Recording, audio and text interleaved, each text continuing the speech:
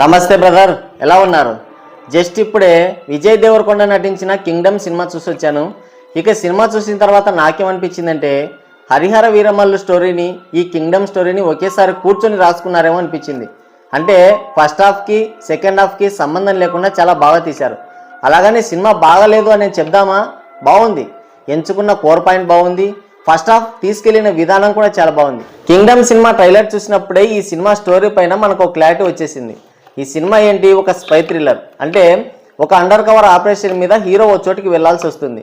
దానికి తగ్గట్టుగానే స్టోరీని కూడా బాగానే బిల్డ్ చేశారు. ఫస్ట్ హాఫ్లో హీరో క్యారెక్టరైజేషన్ కానీ, అతను ఎందుకు స్పైగా మారాడు, అతని ఫ్లాష్ బ్యాక్ ఏంటి, తర్వాత ఏం జరుగుతుంది అన్నది కూడా చాలా క్లారిటీగా, చాలా డీసెంట్గా ఫస్ట్ హాఫ్ వరకు బాగా మెయింటైన్ చేశారు. మరి సెకండ్ హాఫ్కి వచ్చేసరికి ఏమైందో, ఎందుకు మనసు మార్చుకున్నారో తెలియదు కానీ కేవలం పార్ట్ 2 కోసమే సాగదీసినట్టుగా అనిపించింది. సినిమా ఎటేటో పోతుంది. ఫుల్ వైలెన్స్, అసలు అవసరం లేని వైలెన్స్ అదంతా. ఎందుకు ఫస్ట్ హాఫ్కి సెకండ్ హాఫ్కి ఇంత వేరియన్స్ కనిపించిందంటే ముందు ఈ స్టోరీ మీకు తెలియాలి. స్టోరీ ప్లాట్ ఏంటంటే విజయ్ దేవరకొండ, సత్యదేవ్ ఇద్దరు అన్నదమ్ములు. చిన్నప్పుడే వాళ్ళ నాన్నని విజయ్ దేవరకొండ చంపేస్తే వాళ్ళ అన్నయ్య అయిన సత్యదేవ్ తన మీద ఆ నేరాన్ని వేసుకుని ఇంట్లో నుంచి పారిపోతాడు. ఇక ఆ తర్వాత 18 సంవత్సరాలు వాళ్ళ అన్న కోసం వెతుకుతూనే ఉంటాడు విజయ్ దేవరకొండ. ఈ క్రమంలో తను ఒక కానిస్టేబుల్ అయిపోతాడు. అయితే అనుకోకుండా ఒక అండర్ కవర్ ఆపరేషన్ చేయాల్సి వస్తుంది. ఆ పర్పస్లోనే వాళ్ళ అన్నని కూడా వెతుక్కుంటూ వెళ్ళిపోతాడు. ఆ తర్వాత ఏం జరిగింది, వాళ్ళ అన్నని కనుక్కున్నాడా లేదా, తిరిగి రిటర్న్ తీసుకొచ్చాడా లేదా అనేది మిగతా స్టోరీ. మొత్తం సినిమా స్టోరీ ఇదే. ఫస్ట్ హాఫ్ వరకు అలానే బిల్డ్ చేశారు. అంటే హీరో క్యారెక్టర్ కానీ, అతని బిహేవియర్ కానీ, అతను వెళ్ళిన పర్పస్ కానీ, అతను ఎందుకు వెళ్లాల్సి వచ్చింది, ఇవన్నీ కూడా చాలా షార్ట్ టైంలో బాగా కన్వే చేశారు. అండ్ ఫస్ట్ హాఫ్ వరకు అయితే సినిమా డీసెంట్గానే వెళ్ళింది. అయితే చిన్న ట్విస్ట్ ఏంటంటే ఫస్ట్ హాఫ్కే ఈ స్టోరీ అయిపోయింది. ఇక సెకండ్ హాఫ్లో మరి స్టోరీ దొరకలేదో, లేదంటే పార్ట్ 2 కోసం ఏమన్నా దాచారో తెలియదు. కానీ దాయడానికి ఏం లేదు, స్టోరీ ఇదే.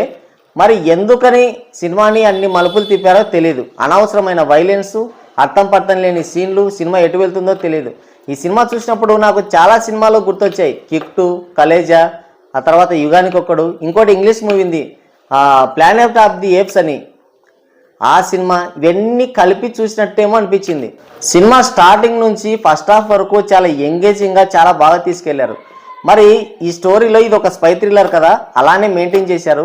కానీ దీని బ్యాక్ స్టోరీ ఇంకొకటి ఉంది. ఒక 70 సంవత్సరాల వెనక్కి తీసుకెళ్లారు. అక్కడ ఒక ట్రైబ్స్ ఉంటారు, వాళ్ళకు ఒక లీడర్ ఉంటాడు. ఆ లీడర్ అనుకోకుండా చనిపోతాడు. ఆ తర్వాత వాళ్ళు పారిపోవడం, వాళ్ళని బానిసలుగా చేసుకోవడం, ఇదంతా స్టోరీని ముందు అనుకున్నారో లేదంటే తర్వాత పార్ట్ 2 కోసం ఏమన్నా అనుకున్నారో తెలియదు. కానీ అనవసరం అనిపించింది అది. సరే, ఆ ట్రైబ్స్ అది ఇది అంతా కూడా ఈ సినిమాలో ఒక భాగం అనుకున్నా, ఆ ట్రైబ్స్ అందరినీ కూడా హీరో సేవ్ చేసే ఛాన్స్ ఉంది. కానీ అది తీసుకోలేదన్నమాట. తీసుకోకుండా అనవసరమైన సీన్స్ రాసుకొని సినిమాని ఎటేటో తీసుకెళ్ళిపోయారు. లాస్ట్కి వాళ్ళకు నాయకుడై కూర్చుంటారు. మళ్ళీ పార్ట్ 2లో మిగతాది మనం చూడాలంట. సినిమా చూడవచ్చా లేదంటే ఇట్స్ డీసెంట్ వాచ్, ఒకసారి అయితే ట్రై చేయొచ్చు. కాకపోతే కొన్ని ల్యాగ్ సీన్స్ ఉన్నాయి, కొంత వైలెన్స్ ఎక్కువ ఉంది. అవి రెండు భరించగలిగితే ఖచ్చితంగా మీరు ఒకసారి సినిమాకి వెళ్ళొచ్చు. విజయ్ దేవరకొండ కూడా చాలా రోజుల తర్వాత తనకు మంచి రోల్ పడిందేమో అనిపించింది. ఇక హీరోయిన్ ఎందుకుందో హీరోయిన్ని అడగాలి. ఎందుకంటే ఈ మధ్యకాలంలో కేవలం సాంగ్స్ కోసం, రొమాన్స్ కోసం, తర్వాత ఎక్స్పోజింగ్ కోసం మాత్రమే హీరోయిన్స్ని తీసుకుంటున్నారు. ఈ కోవలేకే వచ్చింది ఈ సినిమా కూడా. ఈ సినిమాకి బిగ్గెస్ట్ ప్లస్ పాయింట్ అంటే విజయ్ దేవరకొండ, సత్యదేవ్, వీరిద్దరి క్యారెక్టర్స్ కూడా చాలా బాగా డిజైన్ చేశారు. అందులో విజయ్ దేవరకొండకి ఇచ్చిన ఎలివేషన్స్ కానీ, తన డైలాగ్స్ కానీ, తనకు పడిన బీజిఎం కానీ, ఆ ఫస్ట్ హాఫ్ వరకు సినిమాని తీసుకెళ్లిన విధానం కానీ, ఆ స్పై థ్రిల్లర్ మోడ్లో మనల్ని ఎంగేజ్ చేసిన విధానం కానీ చాలా బాగుంది. మరి సెకండ్ హాఫ్కి వచ్చేసరికి చేతులు ఎత్తేశారు. అంటే ఈ సినిమా మొత్తానికి మైనస్ ఏంటంటే స్టోరీనే మైనస్. ఫస్ట్ హాఫ్ ఒకలా, సెకండ్ హాఫ్ ఇంకోలా తీశారు. అదే బిగ్గెస్ట్ మైనస్ అనమాట. మరి ఈ సినిమాని చూడొచ్చా లేదంటే మరీ అంత తీసేసేంత సినిమా కాదు, అలాగని గుండెలు బాదుకునేంత లెవెల్లో సినిమా ఏం లేదు. Okay, it's decent watch. ఒకసారి అయితే ఖచ్చితంగా ట్రై చేయొచ్చు.